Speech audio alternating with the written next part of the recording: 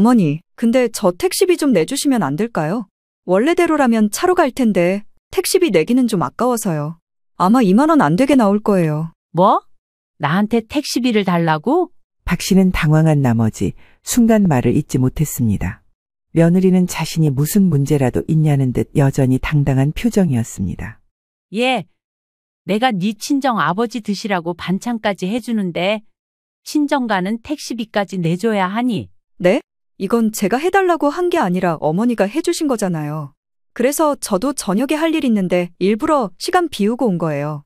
당연히 택시 불러주실 줄 알았는데. 예, 아니 어이가 없어서. 그럼 택시비를 내가 내주는 게 맞다고? 얼마 안 해요, 어머니. 저번에 시댁 외삼촌분도 그렇게 보내주셨잖아요. 거기보단 저희 친정이 가까워서 덜 나올 거예요. 그때 그 외삼촌분은 한 5만 원 나오는 거리 아니셨나? 너는 그걸 지금 비교라고 하고 앉았어?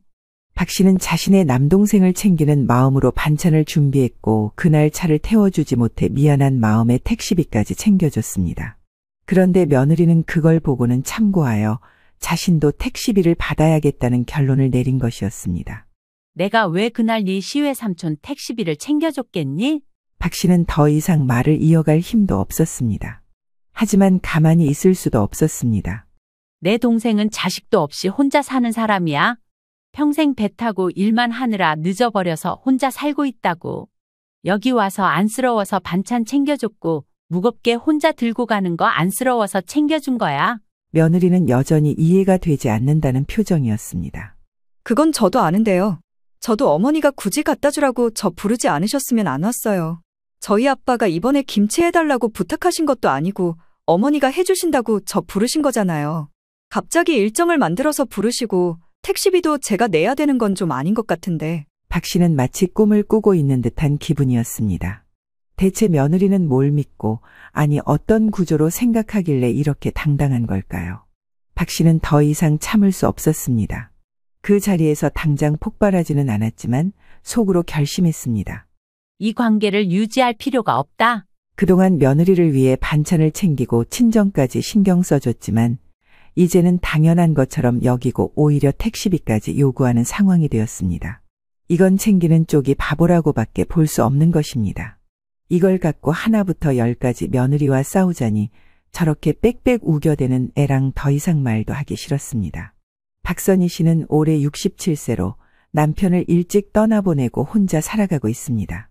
젊은 시절부터 장사를 하며 가족을 부양했으며 남편이 세상을 떠난 후에는 그가 남겨준 건물을 관리하며 생활하고 있습니다. 넉넉한 형편은 아니지만 건물에서 나오는 임대 수입 덕분에 큰 걱정 없이 지낼 수 있었습니다. 하나뿐인 아들은 중소기업에 다니며 안정적으로 살고 있습니다. 3년 전 결혼했고 결혼 후에도 큰 갈등 없이 무난하게 지내왔습니다. 아들은 성격이 원만했고 며느리도 처음에는 순하고 싹싹한 사람이었습니다. 박 씨는 며느리가 친정 어머니 없이 자랐다는 사실을 듣고 마음이 짠했습니다. 친정 어머니가 일찍 세상을 떠났고 친정 아버지가 홀로 지내고 있다고 했습니다. 그래서인지 며느리는 가끔 친정 아버지를 걱정하는 말을 하곤 했습니다. 결혼 후 며느리는 직장을 다니다가 임신 소식을 전했습니다. 그리고 출산을 앞두고 산후조리를 어디서 할지 고민이 많아 보였습니다. 친정에서는 도움을 줄 사람이 없고 시어머니인 박 씨는 몸이 좋지 않아 직접 챙겨줄 수 없는 상황이었습니다. 박 씨는 몸이 불편했지만 며느리가 출산 후 편하게 회복할 수 있도록 돕고 싶었습니다. 그래서 직접 도와주지는 못해도 산후도우미 비용을 지원해 주기로 했습니다. 내가 몸이 성치 않으니 도와줄 수는 없지만 그래도 산후조리하는 동안은 돈 걱정 없이 편히 지내라. 박 씨는 아들을 통해 며느리에게 이 말을 전하며 조리원 비용으로 400만 원을 지원해 주었습니다. 무사히 조리를 마치고 나온 며느리는 감격한 듯 진심 어린 감사를 전했습니다. 어머니, 정말 감사해요. 덕분에 편하게 회복했어요. 저도 어머니 건강 꼭 챙겨드릴게요. 출산 후 몇 달 동안 며느리는 시어머니를 챙기려 노력하는 모습을 보였습니다. 좋은 영양제가 있으면 사다 주고 가끔 건강식품을 보내기도 했습니다. 시어머니가 몸이 안 좋다는 걸 알기에 나름대로 보답을 하려는 태도가 느껴졌습니다. 어머니, 제가 먹어보니까 이거 너무 괜찮더라고요. 저처럼 나이 많은 산모들이 몸 회복하려고 먹는 건데 어른들께도 좋대요. 한번 드셔보세요. 박 씨는 그런 며느리가 기특하게 느껴졌습니다. 요즘 세상에 시어머니를 신경 쓰는 며느리가 얼마나 되겠나 싶었습니다. 그래 고맙다. 잘 먹을게. 그러다 보니 자연스럽게 박 씨도 며느리를 챙기게 되었습니다. 혼자 살다 보니 반찬을 넉넉히 해두면 남는 경우가 많았고 그럴 때마다 아들 내외 목까지 챙겨주곤 했습니다. 남편이 먼저 세상을 떠나기 전 본래 식당을 했었고 그때도 박 씨의 음식 맛은 좋다고 소문이 났습니다. 이거 어차피 남는 반찬인데 가져다 먹어라. 애 키우면서 밥 해먹기 힘들잖아. 처음엔 부담스러워하던 며느리도 차츰 익숙해졌습니다. 어머니, 너무 감사합니다. 그리고 역시 어머니 반찬은 너무 맛있어요.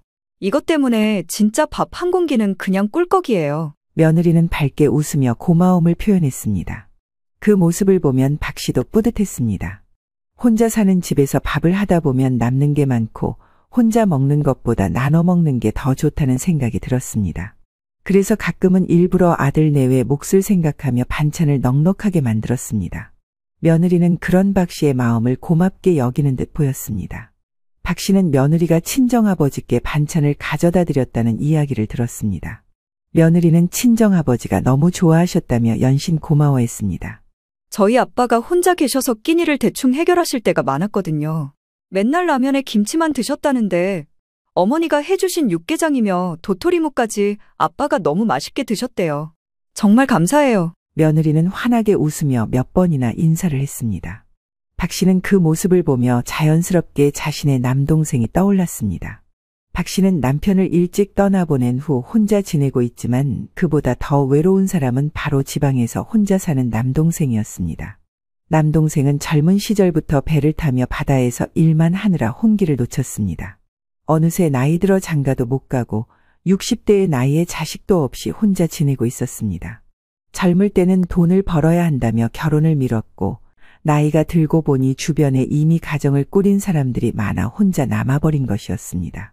명절에나 한 번씩 얼굴을 보면 초라한 밥상에 대충 끼니를 해결하는 모습이 안타까웠습니다. 나도 혼자 살지만 그래도 아들이나 며느리가 찾아와주고 손주라도 있지. 저 녀석은 아무도 없이 진짜 혼자네. 박 씨는 그 생각이 들자 가슴이 짠해졌습니다. 그래서 며느리 친정아버지 몫으로 반찬을 준비할 때 남동생 몫도 조금 더 만들어 같이 챙겨주기로 했습니다. 된장국을 쉽게 끓여 먹을 수 있도록 된장과 다진 채소를 넣어 미리 양념을 만들고 쇠고기를 푹 삶아 짭조름한 간장 양념에 졸여 장조림도 만들었습니다. 여기에 시금치나물, 고사리볶음, 도라지 무침을 번갈아 가며 준비에 영양 균형을 맞췄고 배추김치는 기본이고 가끔 깍두기나 열무김치도 담가 보냈습니다. 그런 박 씨의 배려를 고스란히 함께 받게 된 며느리는 무척 감동한 듯했습니다. 어머니, 정말 감사해요.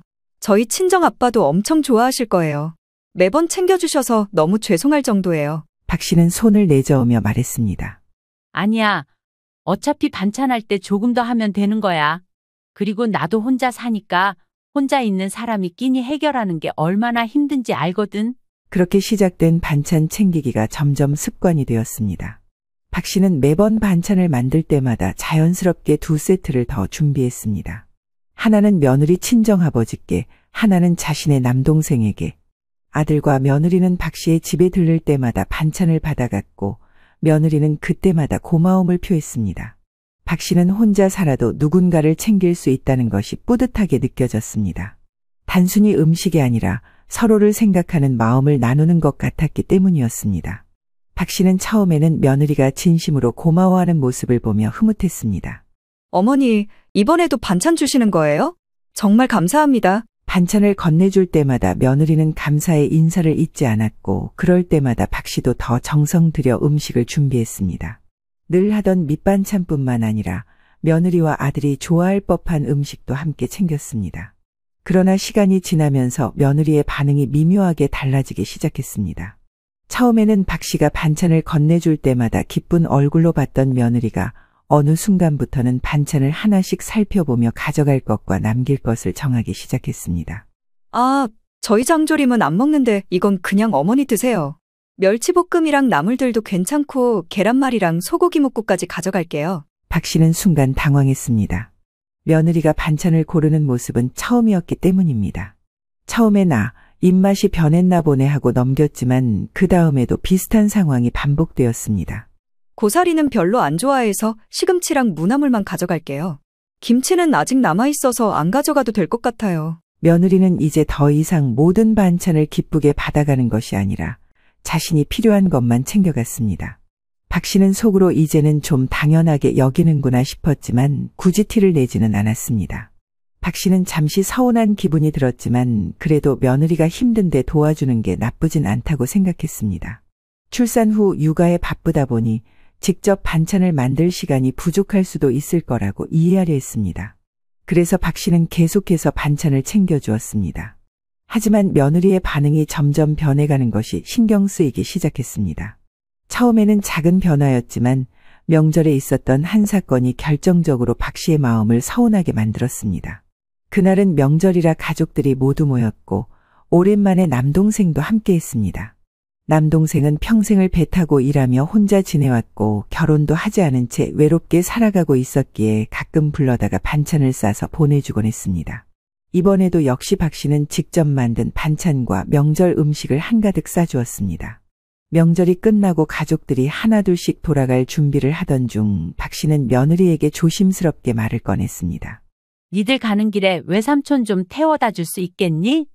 여기도 반찬을 가득 챙겨줬는데 이거 들고 집까지 1시간 거리야? 남동생이 사는 곳은 박 씨의 집에서 차로 1시간이 걸리는 거리였고 대중교통을 이용하기엔 번거로운 곳이었습니다. 박 씨는 아무래도 무거운 반찬 봉지를 들고 택시를 타고 가는 것이 힘들어 보였기에 조카 부부가 차로 데려다 주면 좋겠다고 생각했습니다. 그러나 며느리는 단칼에 거절했습니다. 안 될 것 같아요, 어머니. 저희 친정이랑 방향이 완전히 반대라서요. 그리고 애기 카시트도 달고 짐이 너무 많아서 자리가 없어요. 죄송해요, 어머니. 박 씨는 순간 당황했습니다. 조수석은 비어 있었고 남동생 한 사람 정도 태우는 것이 그렇게 힘든 일인가 싶었습니다. 하지만 며느리는 너무나도 단호한 표정으로 거절했습니다. 그래, 알았다. 박 씨는 애써 괜찮은 척하며 넘겼지만 마음 한구석이 서운했습니다. 남동생도 박 씨의 눈치를 살피며 괜찮다고 말했습니다. 누나, 괜찮아. 애들 불편하게 왜 그런 부탁을 해? 나는 택시 타고 갈 테니까 너무 신경 쓰지 마. 그 말을 들으니 오히려 더 미안한 마음이 들었습니다. 명절이라고 어렵게 시간을 내서 찾아왔는데 그저 차로 데려다주는 일조차 거절당한 것이 못내 씁쓸했습니다. 박 씨는 남동생에게 택시비를 쥐어주며 말했습니다. 택시 타고 조심히 가라. 반찬이 무거우니까 조심하고. 남동생은 박 씨의 손을 붙잡고 고맙다고 했습니다. 그날 저녁 박 씨는 아들에게 살짝 서운한 마음을 털어놓았습니다. 엄마가 좀 속상하다. 아까 네 마누라 너무하는 거 아니니? 외삼촌 좀 태워다 주는 게 그렇게 어려운 일이었어? 반찬 실컷 해다가 자기 친정 아빠 먹을 것까지 챙겨다 주는데 그럼 남편의 외삼촌도 귀하게 여겨야지. 그렇게 딱 잘라 거절하는 게 어딨니? 그러게요, 엄마. 나도 집에 와서 마음이 썩 좋지는 않았어요. 삼촌 택시 잡으려고 기다리시는 거 보니까 좀 죄송하더라고요. 아들도 순간 당황한 듯했지만 대놓고 며느리를 두둔하지는 않았습니다. 오히려 그 말을 듣고 생각이 많아진 듯 보였습니다. 그날 밤 아들은 조용히 시외 삼촌에게 전화를 걸어 사과했습니다. 삼촌, 오늘 저희가 모셔다 드렸어야 했는데 불편하게 해드려서 죄송해요. 많이 번거로우셨죠? 무슨 말이야? 애기 데리고 오가는 너희가 힘들지. 나는 전혀 신경 안 써도 돼. 남동생은 대수롭지 않다는 듯 괜찮다고 했지만 박 씨는 이 내용을 나중에 전해 듣고 조금은 안심했습니다. 그래도 아들은 가족의 정을 소중히 여기는 것 같아 다행이라 생각했습니다. 하지만 정작 며느리는 아무 반응이 없었습니다. 아들은 사과 전화를 했지만 며느리는 시외 삼촌에게 연락조차 하지 않았습니다. 며칠 후 박 씨는 우연히 아들과 단둘이 있을 때 다시 한번 조심스럽게 물었습니다. 그날 일 때문에 너희 둘이 싸운 건 아니지? 아들은 한숨을 쉬며 고개를 끄덕였습니다. 엄마, 사실 그 일로 우리 좀 다퉜어. 내가 우리도 너무한 거 아니냐고 말했거든. 근데 자기 입장에서는 친정에도 가야 하고 차에 짐도 많아서 어쩔 수 없었다고 하더라고. 이 사람은 또 그게 나한테 서운한가 봐. 박 씨는 속으로 이해하려고 노력했지만 며느리의 태도가 계속 마음에 걸렸습니다. 예전에는 작은 부탁도 정성껏 들어주려 했던 며느리가 이제는 점점 자기 편한 대로 행동하는 것 같았기 때문이었습니다. 아들과 며느리는 그 일로 크게 싸웠다고 했습니다. 아들은 가족에 대한 도리를 지켜야 한다고 했고 며느리는 본인도 할 만큼 하고 있다고 맞섰습니다. 결국 아들이 더 이상 말싸움을 이어가지 못하고 물러났다고 했습니다. 박 씨는 그 말을 듣고 마음이 더욱 무거워졌습니다. 그래, 알겠다. 너희끼리 잘 해결해라. 그렇게 말을 했지만 박 씨는 왠지 씁쓸한 기분을 지울 수 없었습니다. 그러고 얼마쯤 지나 박 씨는 간단하게 김치를 담갔습니다. 김장철도 아니고 본인이 먹고 싶어 적당한 양으로 준비를 했고 아들네 몫은 따로 챙겨두었습니다. 여기에 평소에 아들이 좋아하는 깍두기와 며느리가 잘 먹는 총각김치도 함께 준비했습니다. 그리고 늘 해오던 대로 며느리 친정아버지께 드릴 반찬도 조금 더 만들었습니다. 며느리가 친정아버지가 혼자 식사를 해결하는 걸 걱정했던 걸 떠올리며 그래도 이왕 하는 김장에 조금 더 손을 보탰습니다. 물론 요즘 며느리의 태도를 생각하면 굳이 이렇게까지 해야 하나 싶은 마음도 들었지만 그래도 예의상 챙겨주는 게 맞다고 생각했습니다. 며느리가 반찬을 가지러 오는 날 박 씨는 김치통을 정리하며 기다리고 있었습니다. 그런데 막상 며느리가 도착했을 때 그녀의 표정은 밝지 않았습니다. 어머, 반찬이 이렇게 많은 거예요? 들고 갈 짐이 너무 많아요. 어머니, 저 이거 다 못 들고 가는데요. 몇 개 놓고 가면 안 될까요? 뭐? 이왕 다 했는데 온 김에 가져가지 그래. 내가 말했잖아. 김치랑 반찬 이것저것 많다고. 며느리는 한숨을 쉬며 반찬을 살펴보더니 살짝 뾰루퉁한 표정을 지었습니다. 그건 알지만 저 애기도 데리고 다녀야 해서 힘든데요, 어머니. 저희 친정에는 저번에 명절에 갈 때 같이 주시지. 오늘은 친정에 못 가요.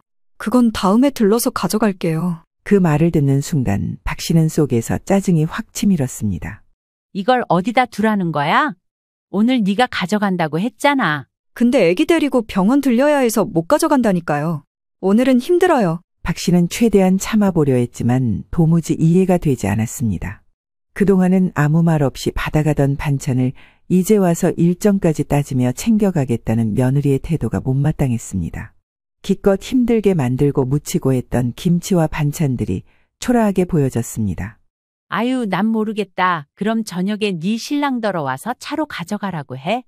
나는 지금 이거 더 둘 곳도 없어. 박 씨는 차라리 아들이 와서 가져가는 게 낫겠다고 생각했습니다. 하지만 며느리는 그마저도 난색을 표하며 더 황당한 소리를 했습니다. 저희 지금 차를 못 사요. 술이 맡겨놨거든요. 남편이 와도 달라질 건 없어요. 차가 없다고? 네, 저번에 뭐가 문제가 생겨서 어제 술이 맡겼어요. 당장 바로 쓸 수는 없을 거예요. 박 씨는 이때 한숨을 짙게 내뱉었고 일단은 알겠다고 답했습니다. 알았다. 그럼 네 편한 대로 일단 가져가라. 박 씨는 더 이상 말을 이어갈 기운이 없었습니다. 며느리는 여전히 불만스러운 표정으로 반찬을 이것저것 골라들었고 박 씨는 더 이상 신경 쓰지 않기로 했습니다.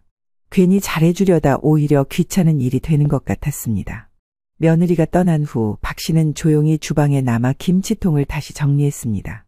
손수 준비한 반찬들 사이사이 지가 먹고 싶은 것만 슥슥 빼간 것이 보였습니다.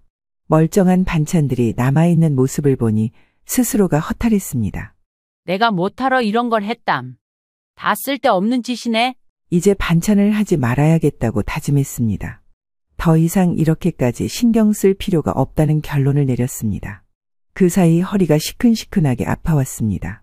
박 씨는 남은 김치를 김치냉장고에 넣어두며 생각했습니다. 이제부터는 내 목만 신경 쓰자. 그런데 저녁이 되자 며느리가 다시 집에 찾아온 것을 보고 의아했습니다. 원래라면 반찬을 받아가고 끝났을 텐데 며느리가 혼자 온 것도 의외였습니다. 왜 네가 왔어? 너는 아까 집에 가고 저녁에 네 신랑을 보낸다며. 박 씨는 자연스럽게 물었고 며느리는 아무렇지도 않게 대답했습니다. 아, 남편 좀 전에 왔고 애기 맡겨놓고 왔어요. 저 지금 친정 가려고요. 박 씨는 순간 놀랐습니다. 낮에는 친정에 못 간다고 하더니 저녁이 되자마자 직접 가겠다는 말이 뜻밖이었습니다. 하지만 그보다 더 황당한 일이 벌어졌습니다. 며느리는 거실에 놓인 김치통과 반찬들을 살펴보더니 잠시 고민하는 듯하더니 말을 꺼냈습니다. 어머니, 저 이거 그냥 다 씻고 한 번에 친정 다녀오려고요. 박 씨는 며느리의 말을 듣고 고개를 끄덕였습니다. 그래, 너 혼자 몸이니 알아서 가면 되겠네. 들고는 못 갈 거고 택시 불러서 가야겠다. 네. 택시 부를 거예요, 어머니. 그런데 이어지는 말에 박 씨는 귀를 의심했습니다. 어머니, 근데 저 택시비 좀 내주시면 안 될까요? 원래대로라면 차로 갈 텐데 택시비 내기는 좀 아까워서요. 아마 2만 원 안 되게 나올 거예요. 박 씨는 순간 멍해졌습니다. 뭐? 나한테 택시비를 달라고? 반찬을 직접 준비해 주는 것도 모자라 이제는 친정까지 가는 택시비까지 내달라는 말이었습니다. 박 씨는 당황한 나머지 순간 말을 잇지 못했습니다. 며느리는 자신이 무슨 문제라도 있냐는 듯 여전히 당당한 표정이었습니다. 예. 내가 네 아버지 드시라고 반찬까지 해주는데 택시비까지 내줘야 하니? 박 씨는 결국 터져나오는 말을 참지 못하고 물었습니다. 그제야 며느리는 조금 당황한 기색을 보였지만 여전히 태도를 굽히지는 않았습니다. 근데 이건 제가 해달라고 한 게 아니라 어머니가 해주신 거잖아요. 그래서 저도 저녁에 할 일 있는데 일부러 시간 비우고 온 거예요. 당연히 택시 불러주실 줄 알았는데. 예, 아니 어이가 없어서. 그럼 그걸 내가 내주는 게 맞다고? 얼마 안 해요, 어머니. 저번에 삼촌분도 그렇게 보내주셨잖아요. 거기보단 저희 친정이 가까워서 덜 나올 거예요. 삼촌분은 한 5만 원 나오는 거리 아니셨나? 박 씨는 순간 너무나도 기가 막혔습니다. 너는 그걸 지금 비교라고 하고 앉았어? 박 씨는 자신의 동생을 챙기는 마음으로 반찬을 준비했고 그날 차를 태워주지 못해 미안한 마음에 택시비까지 챙겨줬습니다. 그런데 며느리는 그걸 보고는 참고하여 자신도 택시비를 받아야겠다는 결론을 내린 것이었습니다.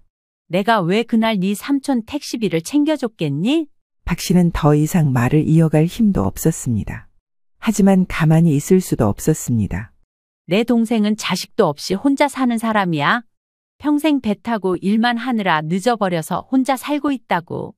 여기 와서 안쓰러워서 반찬 챙겨줬고 무겁게 혼자 들고 가는 거 안쓰러워서 챙겨준 거야. 며느리는 여전히 이해가 되지 않는다는 표정이었습니다.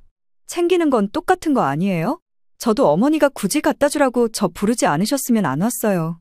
저희 아빠가 이번에 김치 해달라고 부탁하신 것도 아니고 어머니가 해주신다고 저 부르신 거잖아요.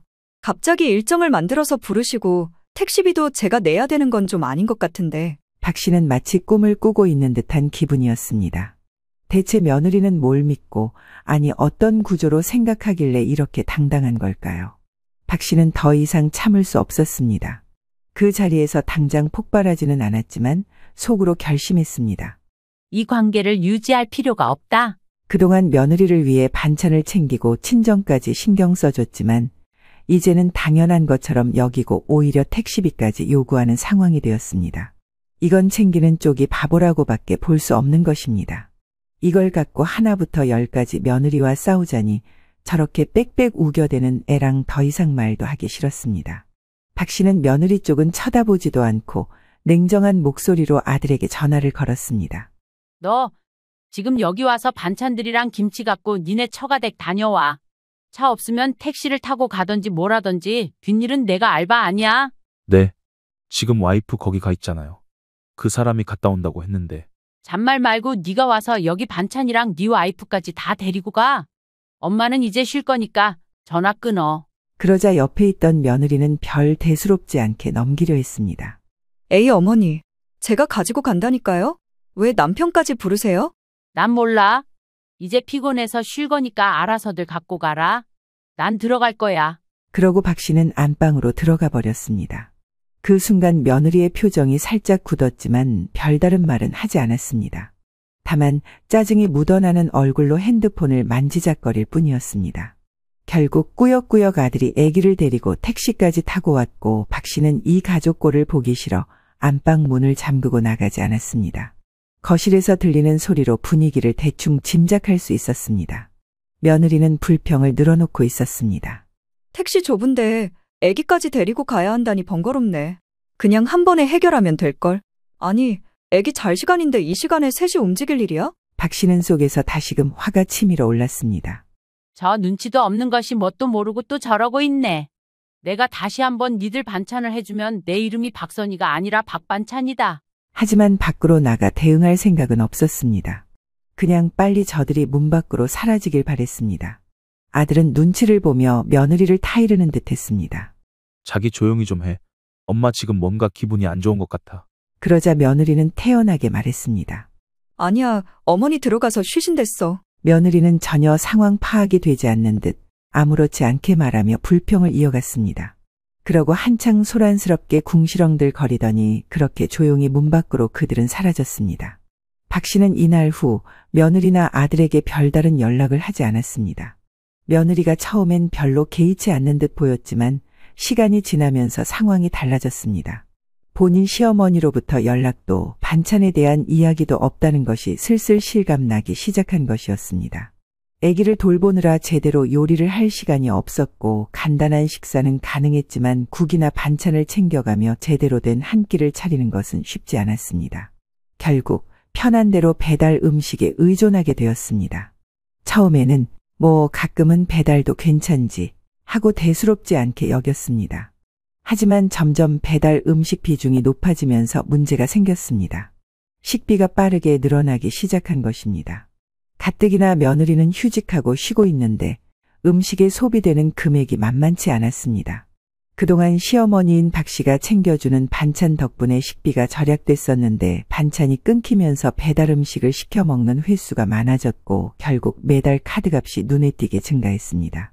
배달비까지 합쳐지니 지출이 감당하기 어려울 정도로 늘어났습니다. 아니 이게 뭐야?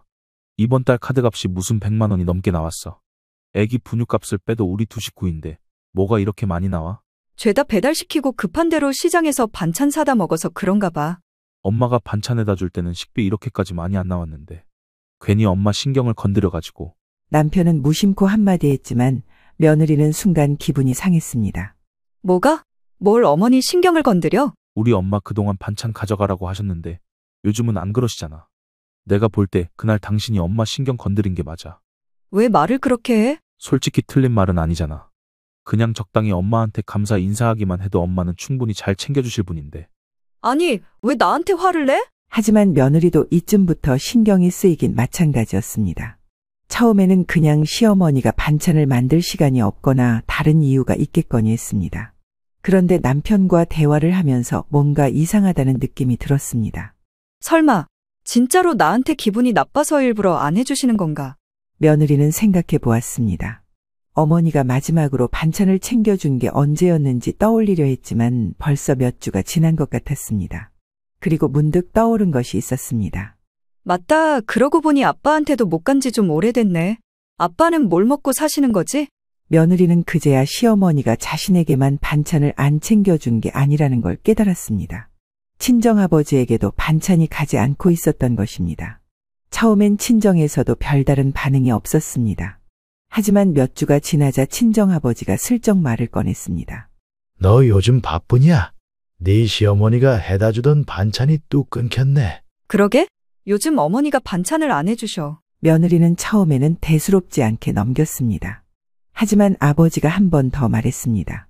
네 시어머니 음식 솜씨가 좋아서 내가 여기 시장에서 몇 번 사다 먹는 게 성에 안 차. 한번 과일이라도 사갖고 가서 인사차 말씀 쓱 드려봐. 그래야겠네. 어머니가 요즘 진짜 따로 말씀이 없으시더라고. 내가 한번 연락해보고 다녀와야겠어. 그제야 며느리는 어머니의 행동이 단순한 우연이 아니라는 걸 예감이 들었습니다. 근데 왜? 어머니가 나한테 기분 나쁠 만한 일이 뭐가 있지? 곰곰이 생각해봐도 딱히 어머니가 화낼 만한 일이 있었는지 떠오르지 않았습니다. 아니야, 어머니가 바빠서 그럴 수도 있어. 괜히 혼자 이상한 생각하는 거 아닐까? 그렇지만 아무리 생각해도 찜찜했습니다. 며느리는 뒤늦게 시어머니에게 연락을 해야겠다고 생각했습니다. 박 씨는 며느리의 전화를 받고도 한동안 아무 말 없이 있었습니다. 어머니, 잘 지내셨죠? 요즘 많이 바쁘신 것 같아요. 아니, 바쁘지 않고 잘 살고 있다. 뭐 나한테 용건 있어? 며느리는 조심스럽게 말을 꺼냈지만 박 씨는 속에서 치밀어 오르는 감정을 억누를 수 없었습니다. 그동안의 서운함과 분노가 한꺼번에 몰려왔습니다. 박 씨는 차갑게 대답했습니다. 저기, 요즘은 반찬 얘기가 없으셔서요. 저랑 남편도 그렇고 저희 친정아빠도 어머니 반찬 한창 기다리거든요. 바쁘신 것 같은데 언제쯤 찾아뵈면 될까요? 그것 때문에 전화한 거야? 아니요. 겸사겸사. 그냥 어머니 안부도 여쭤볼 겸요. 다들 굶어 죽던지 말던지 나한테 밥에 밥자도 소리 내지 마라. 며느리는 순간 얼어붙었습니다. 네? 어머니, 왜 그러세요? 박 씨는 한숨을 쉬며 말했습니다. 너는 진짜 애가 눈치도 없고 아니면 나를 바보로 보는 거냐? 예. 너는 반찬도 해준 시애미한테 택시비까지 내놓으라고 하지 않나? 뭐 맡겨놓은 것처럼 전화해서 반찬 달라고 하고 내가 왜 그래야 하는데? 네가 재료값을 줬어. 고맙다고 과일이라도 들고 왔어? 며느리는 당황해서 변명을 하려 했습니다. 어머니, 저는 그냥, 그러나 박 씨는 말을 끊으며 더 강하게 나갔습니다. 네 친정아버지 챙겨준 거에 대해 감사 인사 하나도 없고 말야. 내가 이런 말은 안 하려고 했다만 바깥 싸돈도 그렇지 안 사돈이 이렇게 음식을 해다 주면 주스 하나라도 들려보내서 고맙다 인사 정도는 오가는 게 정 아니냐? 그러니까 네가 이렇게 나한테 당당하게 반찬 내놓으라고 전화질을 하지. 나는 뭐 땅 파고 물 끌어다가 반찬 하는 줄 알아? 며느리는 순간 말문이 막혔습니다. 박 씨의 목소리는 단호하고 냉정했습니다. 아니, 왜 이렇게 화를 내세요? 저는 어머니가 기분 나쁘신 줄 몰랐어요. 그리고 저희 아빠가 왜요? 왜 저희 아빠에 대해 나쁘게 말하세요? 그걸 알려줘야 알아? 내가 하나부터 열까지 왜 기분 나쁜지 말해줘야 알아먹냐고. 네가 알아봐. 그리고 그 상태로 전화는 끊어져 버렸습니다. 이후에도 며느리는 몇 번이나 전화를 걸었지만 박 씨는 받지 않았습니다. 그렇게 며칠이 지나자 며느리는 점점 불안해졌습니다. 처음엔 그냥 박 씨가 일시적으로 화가 난 거라고 생각했지만 시간이 지나도 박 씨는 연락을 주지 않았습니다. 결국 며느리는 이 문제를 아들에게 불평하기 시작했습니다. 여보, 어머니가 나한테 너무 심하게 말하셨어. 엄마가 당신한테 뭐라고 했는데? 그냥 반찬 요즘 못 받아서 여쭤봤더니 갑자기 엄청 화를 내시는 거야. 니들 굶어 죽든 말든 알아서 하고 밥에 밥자도 꺼내지 말래. 그러면서 우리 아빠한테 뭐 감정이 상하셨다는 둥. 아빠까지 나쁘게 얘기하시더라? 며느리는 자기가 한 일은 싹 빼놓고 그저 박 씨에게 듣게 된 말만 기분이 나빴던 모양입니다. 그러자 아들은 황당하다는 듯이 말했습니다. 나는 모르겠다. 엄마가 그런 말 충분히 할 만하다고 생각해. 장인어른한테 감정이 상하셨다는 것도 왠지 알 것 같기도 하고. 며느리는 억울한 표정을 지었습니다. 내가 뭘 그렇게 잘못했는데? 당신, 엄마가 반찬 해다 주는 거 점점 당연하게 생각했잖아. 장인어른 챙겨드리는 건 당연히 받고 우리 외삼촌 부탁은 냉정하게 거절해버리고 엄마가 여러모로 괘씸해서 해주기 싫은 것 같아. 며느리는 순간 할 말을 잃었습니다. 사실 며느리도 반찬을 받는 것이 점점 당연하게 여겨졌던 것을 인정할 수밖에 없었습니다. 처음에는 감동하고 감사했지만 점점 익숙해지면서 당연한 것처럼 받아들이게 되었습니다. 하지만 여전히 자신이 크게 잘못했다고는 생각하지 않았습니다. 나는 나쁜 뜻은 없었어. 그냥 어머니가 혼자 삐지신 것 같은데. 그렇게 며느리는 일단 이 문제를 덮어두려 했습니다. 그러나 시간이 지날수록 반찬이 없는 것이 현실적으로 불편한 상황이 되었습니다. 배달 음식이 늘어나면서 카드값은 계속 올라갔고 아들은 이제 식비에 대한 내역서를 꼼꼼히 적어서 청구하라고 했습니다. 친정아버지 또한 반찬을 받지 못해 불편함을 느끼고 있었습니다. 어찌되었건 시어머니랑 이런 구도로 있어봤자 좋을 건 없었으니 며느리는 이 상황을 이대로 두면 안 되겠다고 생각했습니다. 어머니 기분을 좀 돌려봐야겠다. 그리고 어떻게든 박 씨의 기분을 풀어보려고 다시 한번 연락할 계획을 세웠습니다. 박 씨는 어느 날 문 앞에서 들리는 인기척에 귀를 기울였습니다. 문을 열어보니 며느리가 서 있었습니다. 손에는 과일과 영양제가 들려 있었고 며느리는 어색한 웃음을 지으며 말했습니다. 어머니, 집에 계셨네요. 이번에 저희 먹을 거 사면서 어머니 것도 같이 샀어요. 이거 같이 드셔보세요. 박 씨는 잠시 며느리를 바라보다가 한마디만 내뱉고 문을 닫아버렸습니다. 니들이나 먹어라. 며느리는 순간 당황했습니다. 박 씨가 이 정도로 냉정하게 나올 거라고는 예상하지 못했습니다. 어머니, 잠깐 저랑 얘기 좀 하세요. 먹을 거 사왔는데 문 좀 열어주세요. 그러나 박 씨의 목소리는 단호했습니다. 너한테 신세 안 진다. 어디서 노인네를 또 달래가며 부려먹으려고. 이제 다시는 엮이지 말자. 며느리는 당혹스러워하며 한 걸음 더 다가섰습니다. 아니에요, 어머니. 제가 뭘 부려먹어요? 저번 일은 어머니가 기분 나쁘셨던 것 같은데 전 그런 뜻이 없었어요. 하지만 화나셨다면 죄송해요. 됐어. 필요 없으니까 가보라고. 그렇게 말한 후 박 씨는 집 안으로 완전히 사라졌습니다. 그 순간 며느리는 완전히 깨달았습니다. 시어머니가 이제는 절대 다시 관계를 회복할 생각이 없다는 것을. 그렇게 박 씨는 며느리와의 연결고리를 완전히 끊어버렸습니다. 전처럼 전화를 받지도 않았고 따로 연락을 하지도 않았습니다. 이후로는 아들만 눈치를 보며 애를 데리고 단둘이 찾아오곤 했습니다. 엄마, 그래도 애는 보고 싶으시잖아요. 박 씨는 아들을 보며 한숨을 내쉬었지만 결국 손주를 품에 안았습니다. 그래, 애 데리고 왔으면 밥은 먹이고 가라. 아들은 애써 어색한 분위기를 풀어보려 했지만 박 씨의 태도는 여전히 냉랭했습니다. 며느리에 대해 묻지도 않았고 아들이 밥을 먹이며 아이를 챙기는 동안 박 씨는 아이에게만 온 신경을 쏟았습니다. 우리 손주, 요즘 뭐 좋아하니? 아들은 그 모습을 보며 안심하는 듯했지만 한편으로는 씁쓸한 표정을 지었습니다. 그러는 사이 며느리도 이제는 상황에 대해 완전히 받아들일 수밖에 없었습니다. 아무리 시간이 지나도 시어머니의 마음은 그리고 반찬은 돌아오지 않을 거라는 것을. 그 와중에 며느리 친정아버지는 원래대로 혼자 끼니를 때우게 되었습니다. 처음 몇 주 동안은 며느리가 신경을 쓰는 듯했지만 자기 밥 해먹기도 바쁜 와중에 그럴 여유는 이제 더 이상 없었습니다. 박 씨는 한때 그 노인을 위해 직접 반찬을 챙겨주며 도왔지만 이제는 아무런 연관이 없는 남이 되었습니다. 그리고 그것이 며느리에게 어떤 영향을 미쳤든 박 씨는 신경 쓰지 않기로 했습니다. 이쯤 되니 며느리는 계획 하나가 틀어지게 되었는데 본래 아이가 좀 더 크면 시댁에도 맡기고 다시 일을 다녀볼 생각이었습니다. 하지만 지금처럼 완전히 단절되어 버린 상태에서는 시어머니인 박 씨에게 그런 기대조차 할 수 없게 되었습니다. 박 씨가 단순히 반찬을 끄는 것이 아니라 아예 관계를 단절해 버렸기 때문이었습니다.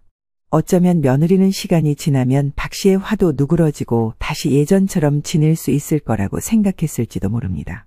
그러나 박 씨는 이미 단단히 마음을 먹었고 그 생각이 바뀔 일은 없었습니다. 박 씨는 계속해서 기분이 풀릴 때까지 며느리를 보지 않고 지낼 예정입니다.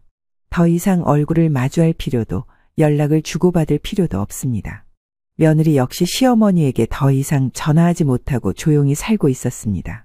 아들에게 이것저것 식비 내역을 보여가며 청구했고 장을 받아가 직접 만들어 먹고 있습니다. 이제 어쩔 수 없지 뭐. 사실 그게 맞는 거지. 돈은 내가 벌어오고 살림은 지금 와이프가 하는 거니 밥은 알아서 자기가 챙겨야지. 이제 먹을 만하게 만들고 있어. 우리도 알아서 잘 살고 있고 엄마 밥 먹고 싶으면 내가 오면 되지. 그런 아들의 말과 맞물려 박 씨도 평소처럼 일상을 살아가고 있습니다. 가끔 먹거리를 만들다가 좀 남으면 남동생을 불러 같이 식사를 했고 그렇게 평범한 날들을 보내며 살아가고 있습니다.